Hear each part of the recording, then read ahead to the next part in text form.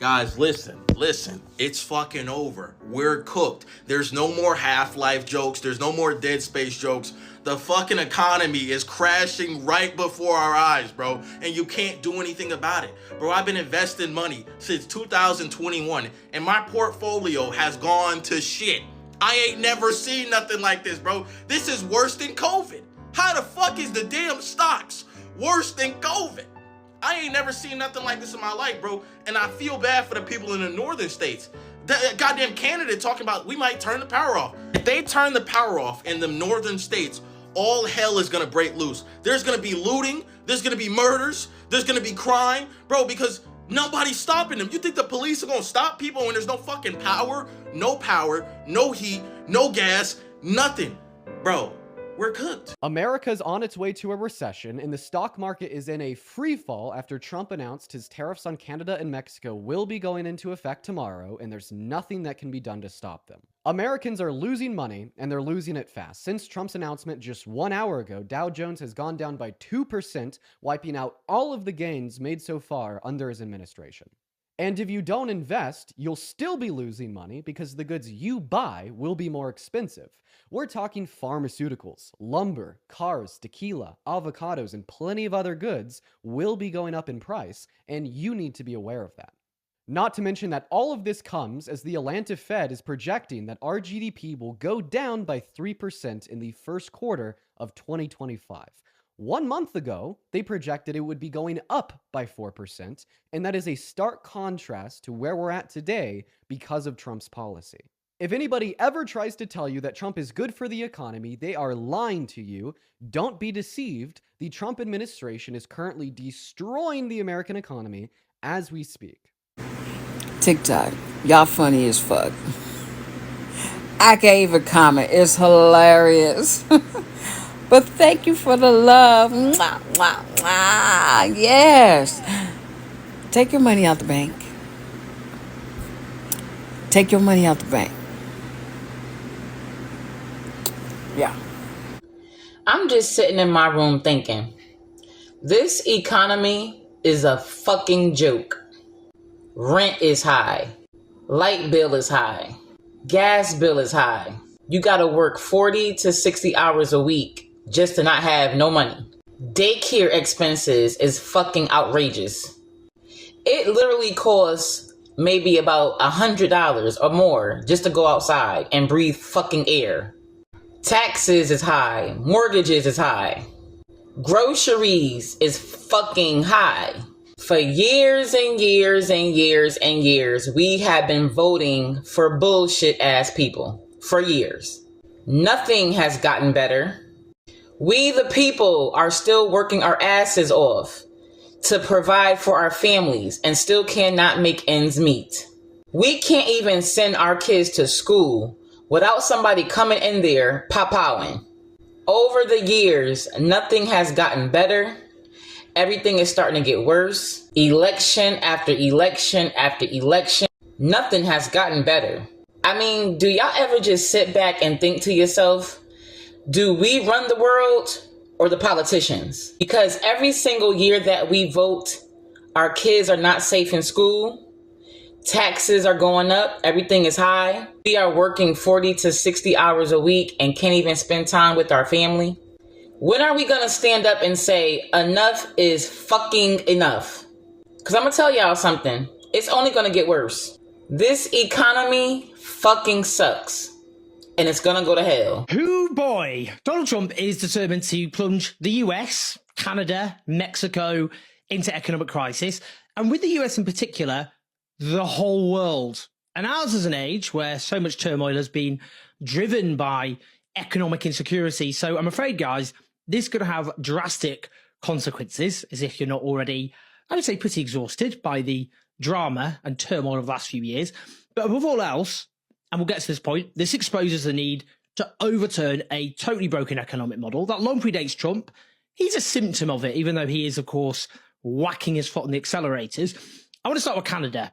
Like Mexico and China, Donald Trump has imposed tariffs on Canada, which serve in practice as a tax. The company coughs up, but then in practice passes it on to the consumer as a price increase. Now, superficially, Trump has imposed 25% tariffs on Canada, as well as in Mexico and China, to stop the flow of the drug fentanyl across its borders. That's what he says anyway. Now, as Canada's outgoing Prime Minister Justin Trudeau notes, this is really just a desperate pretext. Leaving aside overdose deaths from fentanyl actually falling, helped by actually good approaches, such as expanding treatment services, and that less than 1% of fentanyl intercepted arriving in the US actually comes from Canada. Just forget all that.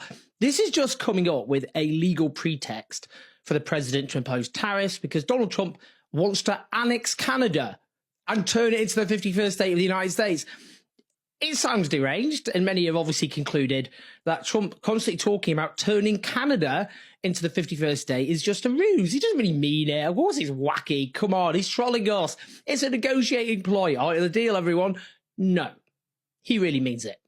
This is what Trudeau himself said.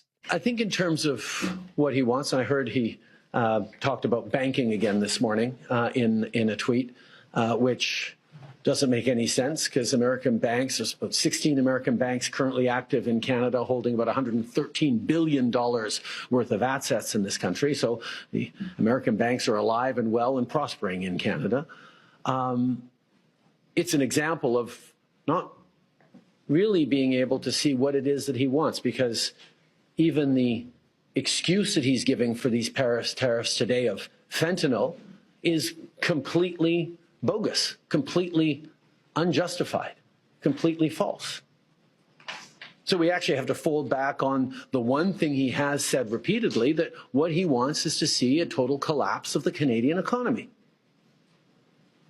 because that'll make it easier to annex us, is the second half of his thought. I mean, I'm not a Trudeau fan, but the boy's right. The boy's right. I'm significantly younger than him, but anyway, whatever. Indeed, the Canadian foreign minister also said this. Like, how seriously do you take the talk of President Trump speaking of Canada as the 51st state? Very seriously. This is not a joke anymore. This is not something we laugh at. This is actually based on the conversations we've had, and I've had also with many of the Trump administration officials. Because when they talk to us, it is not only about our border and the fentanyl issue and the so-called national security crisis at the northern border, which is clearly not the case. Well, good news, everybody. China is talking about going to war with the United States. Isn't that great? We're just a month and a half in to this orange criminals term, and already we've got the possibility of war with China. Let me read a little bit of this article to you. China has said it is, quote, ready for war with America as it raises defense spending and imposes retaliatory tariffs on U.S. imports. In a direct threat to the convicted felon Donald Trump, China's representatives in America said, quote, if war is what the U.S. wants, be it a tariff war, a trade war, or any other type of war, we're ready to fight until the end. See, this comes in response to our blithering idiot president indiscriminately just slapping massive tariffs on our biggest trading partners, including China. See, countries usually don't like it when you slap massive tariffs on their exports, and they oftentimes react very badly, and these things can spiral out of control, and one possible consequence is actual warfare. And we are in a trade war with China. Trump slapped tariffs on China. China responded by slapping tariffs on American exports, and in his cult rally that he held in Congress last night, that supposed presidential address, he once again said that if any countries were to respond to his tariffs by placing retaliatory tariffs on American goods, that Trump would respond with additional tariffs. So you see how this can all spiral out of control. Now, I don't know if Trump is going to retaliate to this retaliation and ramp up this trade war, make it worse. I don't know. But these things do sometimes spin out of control and can lead to war. This is the kind of thing that we warned you Trump supporters about. There are consequences, sometimes terrible consequences, sometimes the consequence of war, and hundreds, if not millions of people dead in war. There are consequences to your vote and who you elect as president. I don't know that it will lead to war, and I certainly hope it does not, but it's possible. And this is what happens when you vote for a madman, a psychopathic criminal who is also really, really stupid. This is what happens. So good job. Way to go.